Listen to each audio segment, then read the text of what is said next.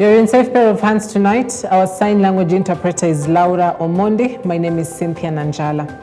Now, Harambee Star players will be smiling all the way to the bank as President William Ruto on Monday upped his cash bonuses award scheme to players and technical bench members, saying if they record a win in their last group match on Sunday against Zambia, each player and member of the backroom staff will take home 2.5 million shillings. Initially, the players and technical bench members were assured of 1 million shillings in case of a win. Each Stars players has already received 2.5 million, resulting from 2 wins against Morocco and DR Congo and a draw against Angola. Addressing the team on Monday afternoon following their victory on Sunday over Morocco, President William Ruto pledged each player a 2-bedroom house under the affordable housing program and an additional 1 million shillings if they win the quarterfinals. This would raise the potential reward to 6 million shillings plus a house for every player and member of the technical bench. Very good. Very good. To visit and see the players, which makes my job as a coach very easy, because looking at you, meeting the president, it's inspiration enough. So thank you for that. Angola and Zambia to face Harambee Stars. All Kenyans were saying this is the group of death. And everybody thought that Harambee Stars was not going to reach anywhere. And we kept saying it's not a group of death, it is the group of opportunity for Kenya to shine. I must also congratulate Kenyans. We agreed as the people of Kenya that we will put all our other issues aside and stand together, united, as one nation behind Harambee Stars. Tayari niko na maneno yenu ya jana iko hapa saa hii. Sisi tumekubaliana mnacheza kama nyinyi, mimi nacheza kama mimi. Tunasonga tukisonga. Si ndio? Sasa Sunday. Nataka sasa tukue na deal mpya. Hii ya Sunday. Sasa Sunday si tunashinda. Inshallah kwa mpenzi ya Mungu. Sasa Sunday tukishinda hivi kila mtu 2.5 million.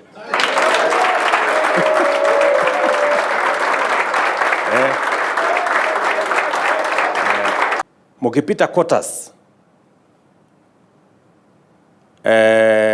hapo unapata 1 million yako na affordable house 2-bedroom.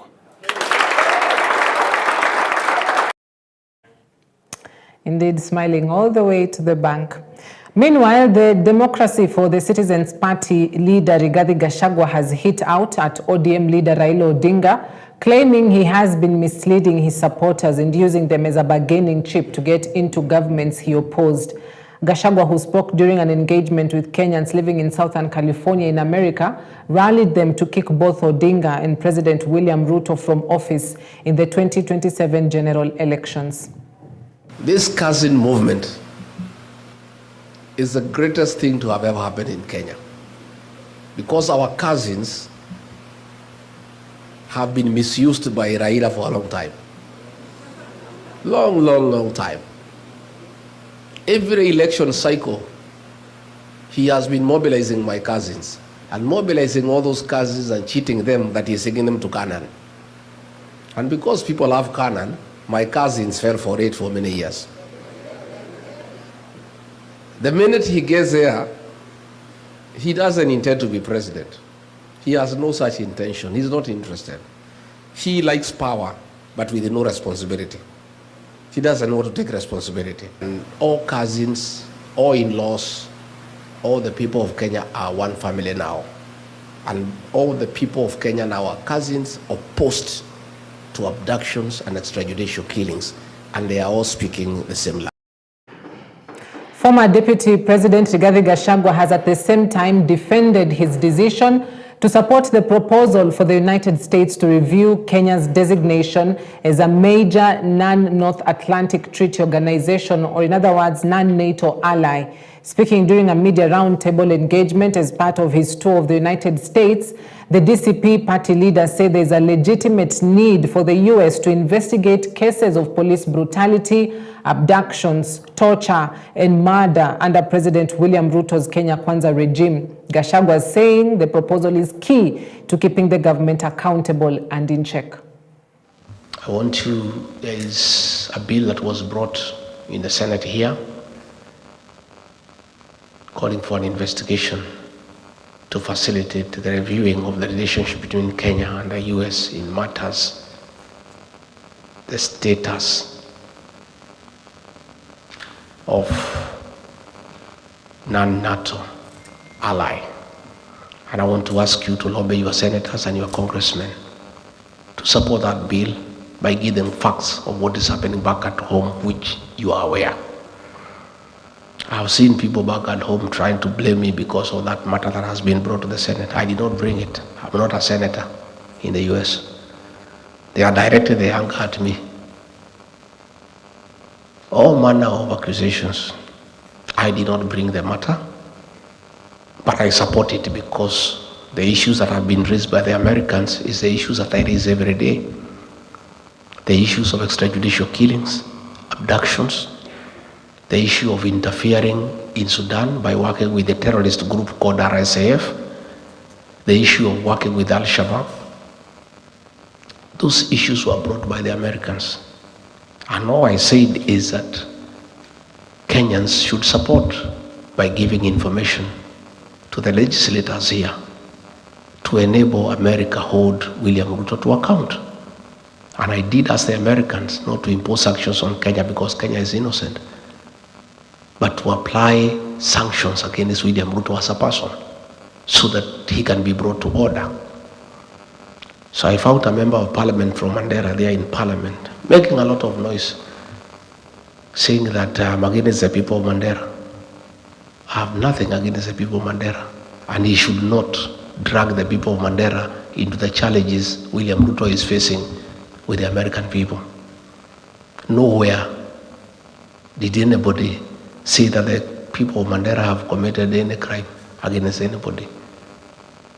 What we said is that the Americans are saying William Ruto met some bad people in Mandera. In a quick response, Interior Cabinet Secretary Kipchumba Murkomen has warned the former Deputy President Rigathi Gachagua against spreading falsehoods against the country's security officers, insisting that the former DP must record a statement with the DCI upon his return from the United States. Speaking during the Jukwaa la Usalama in Narok County, the Interior Cabinet Secretary accused the former Deputy President of what he termed as optics and mudslinging of the government. Murkomen has reiterated that Gachagua must honor the order to record a statement over his remarks on terrorism while in the United States. Gachagua recently challenged President William Ruto to explain to Kenyans why he allegedly met with 3 Al-Shabaab militia at night to discuss business. Since he has information, you can see liars. You know, this pathological liar, you can see through his lies. 1 minute he is saying that he has information that is relevant to dealing with Al-Shabaab and people who are doing business and collaborating with the enemy. In the other minute, when he's told to put that information in a proper record, he starts running away that he's not going to record it, that information. That means that's just lies and sound bites for social media and for purpose of inciting the public and disparaging the nation. If he is a man enough and he is a person of integrity, he should put his allegations in writing, you know, together with the evidence that he has, the people who are in the meeting that he is alleging that the meeting, the businesses that those people bring, the collaborators. Since he seems to have a lot of information, it is laughable that a citizen of the Republic of Kenya who is seeking high office is telling the citizens of this country would rather appear before a senate of another country than his own country. We are not stupid people. We are looking through You can see through his hypocrisy. But we will insist, we are continuing to insist that any citizen of this republic who makes such heavy allegations and who thinks that they are doing so for the good of the country, they are obligated to put that in writing. And when I say that they should record a statement, it doesn't mean that the National Police Service is not independent. I am just restating what is in the law, that if you have evidence that is related to safety and security of Kenyans, the right place to put it is to take it to the DCI and provide that information so that the people you are mentioning can be investigated and be arrested and be charged. Police in Kilifi County say they have discovered 7 shallow graves with human bones and skulls at Kwabinzaro village. According to the county's Directorate of Criminal Investigations, Robert Kiinge, the victims are suspected to have died in yet another case of cult practice common in the county in recent years. Just last month, police said they rescued 4 individuals and were investigating the mysterious deaths of at least 3 others in another suspected case of religious radicalization in the Binzaro village of Kilifi's Chakama area. 2 human skulls and fresh body of an unidentified male were also recovered in nearby thickets, the Interior Ministry announcing an operation on a secluded 5-acre homestead following a public tip-off about suspicious religious activities. We've seen bones, we've seen ribs, we've seen head shells that were recovered there. And I think the police have confirmed this. But this is a shame. This is a shame from our Ministry of Interior that we wait until a disaster occurs.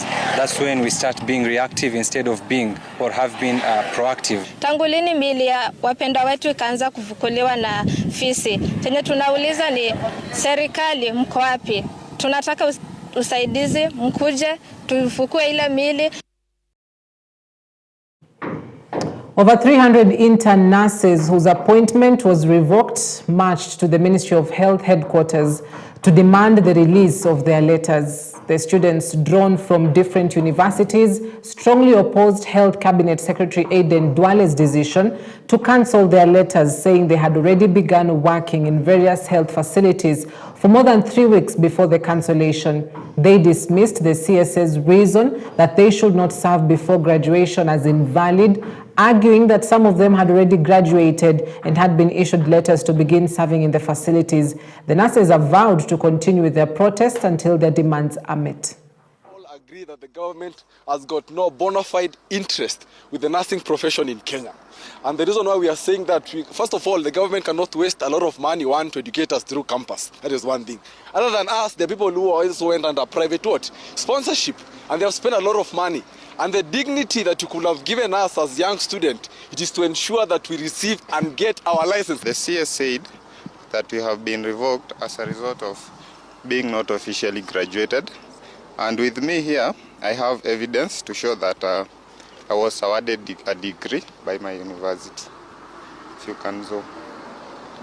I have underlined the part where I was awarded a degree by the University Senate.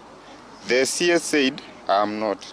So I have brought evidence, and we have also written a petition. You may come Papa from last week, and we are not going to tire. We are going to be here until the reinstatement, because even before graduation has never been a prerequisite for internship.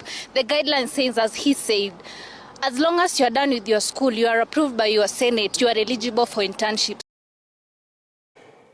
Members of the Mkupe Beach Management Unit are calling on the Ethics and Anti-Corruption Commission and the Mombasa County Assembly to investigate the alleged misappropriation of a 8.6 million shilling grants from the Kenya Marine Fisheries and Socio-Economic Development Project allocated for the construction of an eco-restaurant.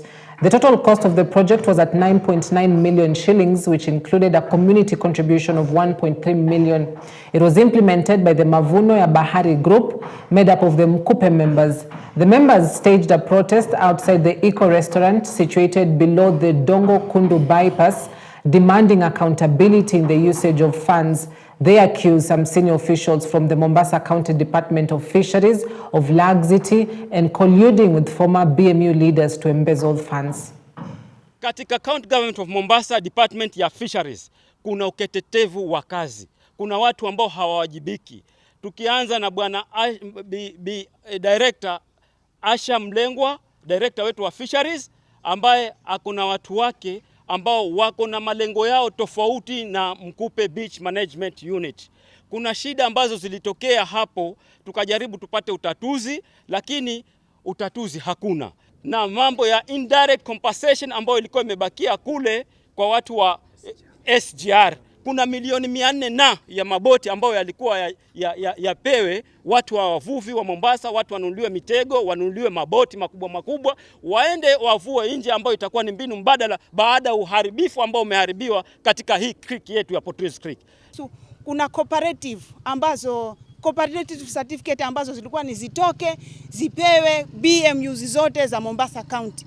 Hii yetu kama Mkupe iliweza kuweka kwenye huo msururu wa kuwa ipate hiyo certificate, lakini certificate ilivyokuja haikupewa wahusika kamili. Hiyo mambo tuliyabeba tukapeleka paka wa bunge la County of Mombasa, na tunashukuru kupitia kwa Mheshimiwa Abdulswamad Sharif Nasir ambaye ni gavana wetu wa Mombasa, na hilo bunge la kupitia hiyo kamati ya Blue Economy wakaangazia hilo jambo, wakawaita wale bwana, sisi tukaitwa tukazungumza. Lakini cha ajabu ni kwamba bwana Nelson Nyoro aliambiwa aregesha certificate kwa Mkupe BMU ama kwa ofisi.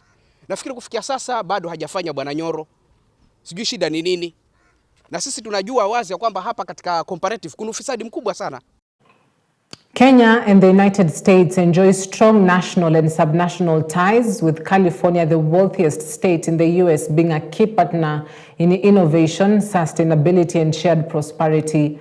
California's leadership in technology and climate innovation, together with Kenya's Silicon Savannah and vibrant young and digitally skilled workforce, creates unmatched opportunities for collaboration. Kenya leads in climate action with a 93% renewable energy grid, targeting 100% by 2030. President William Ruto made these remarks when he hosted a delegation of California state secretaries and private sector led by the State Secretary of Transportation, Tox Omishakin. Also present was the U.S. Embassy Charge d'Affaires, Carla Benini. We appreciate that you have chosen Kenya as part of your footprint around our continent. And I promise you on behalf of these good people here, colleagues from Kenya, that we are ready, we are willing, we are available to partner and to see what we can do together in a mutually beneficial engagement between our two countries. We are very proud of the relationship between Kenya and the United States, and we will continue to forge a relationship both at the bilateral level and all the way to what we can do collectively as the family of nations, because we believe in the values of freedom, of democracy, which underpin what Kenya stands for. Kenya, as you know, sir, remains central to our U.S.-Africa policy. When we do something in Africa, we do it in Kenya first. And there's a reason for that. It's because of our shared interests and alignment on governance, on rule of law, and democracy. I think this delegation represents the breadth and depth of the people-to-people partnership as well as the subnational partnership. I was actually just in your hometown in Eldoret on Friday and had a fantastic conversation with His Excellency the Governor about his recent trip to Minneapolis, St. Paul, and what they see going forward, exciting opportunities with their sister city partnership. All right, at that point, we take a quick break. We'll be right back with more news making headlines. Stay with us.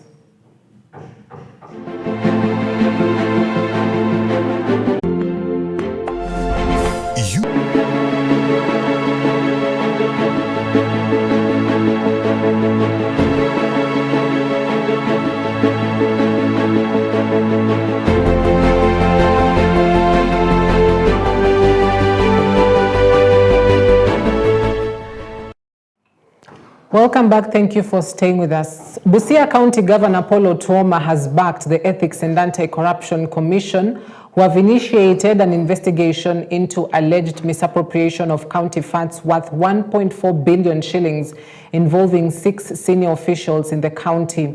The operation was part of an ongoing investigation into irregular procurement practices, conflicts of interest, theft of public funds, and accumulation of unexplained wealth against the 6 officials.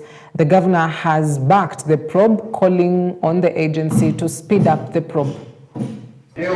Watu wako na shida, si kungoje hii sisi. Unafaa upita hapo kamati ya kule kwa assembly, ile departmental committee, kuangalia kwamba unafanya kazi namna gani. Ile mtu amepatikana na makosa ndio ile idara za serikali ambazo zinafaa kuchukua hatua, ndio zinachukua hatua. Kama sasa hiyo ambayo imechukuliwa, hiyo investigation, tuwapatie nafasi. Wakisema hapa iko makosa, hiyo ni kazi yao. Lakini pia bunge iko na haki kuita hii watu kusema shida ni nini, iko hapi. Tuangalie, tusifanye tu kila kitu kuwa ni siasa ama kukondeme. Look at it, ita hii watu, muulize maswali, mwambie nimesikia kwa idara yako nini hapa inaendelea. Hiyo ni mandate mumepewa na hii wananchi. So tusiwache hiyo mandate alafu tuongee kwa hii vitu ni kama hadithi. Sio hadithi.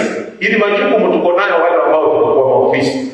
Na mimi pia kama kiongozi wa kaunti pia nitachukua hatua kulingana na sheria vile iko.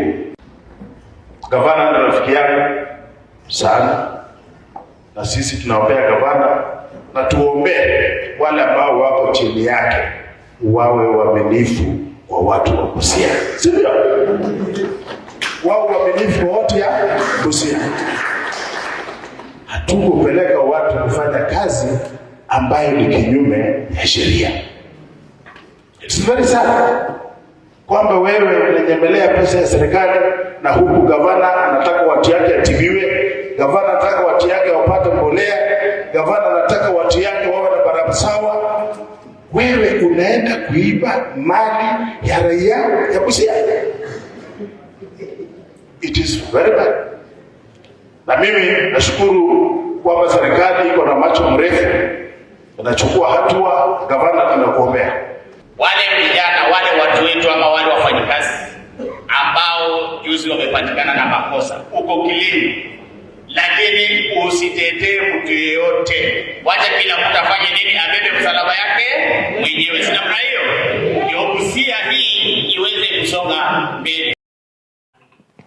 Nakuru women and clergy led by Pastor Dr. Mary Mugambi have condemned the alleged child sex exploitation reported in Maimahiu, terming it an abhorrent and inhumane abuse of minors.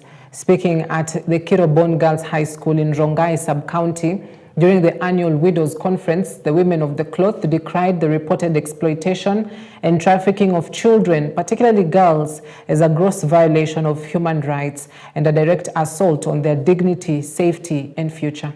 Hizi tabia za kigeni ambazo tumezichukua tukazileta hapa Kenya, hizi ndizo zimeleta shida kubwa sana, kwa sababu watoto wetu wanataka pia kukaa kama watu wale ambao dini hizi zimeletwa hapa. Kwa hivyo nikiongea na watoto wetu, wacha nikuambie mtoto ambao unanisikiliza, kwanza msichana wewe unaenda kutumika, usikubali kuingia kwa mambo ambayo ujui. Maandiko inasema ya kwamba mtu ambaye anafanyanga mambo hayajui ni mjinga.